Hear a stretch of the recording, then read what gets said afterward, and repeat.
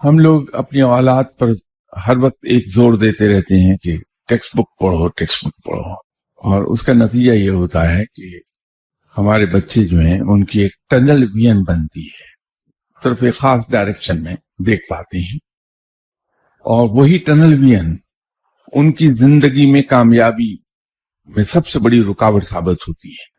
انسان کی پرسنالٹی کا جو سب سے کارآمد حصہ ہے وہ ٹیم سپرٹ ہے، اور ٹیم سپرٹ کے ساتھ ساتھ اسپورٹس مین سپرٹ یہ بہت ضروری ہے۔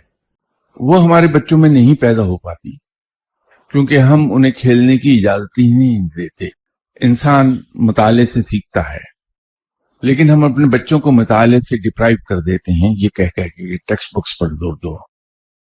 جب تک کہ انسان کا ویژن براڈ نہیں ہوتا، اس کا مینٹل ہورائزن براڈ نہیں ہوتا، وہ اس لائق ہوتا ہی نہیں کہ اپنی زندگی میں کامیابی سے کوئی قدم اٹھا سکے۔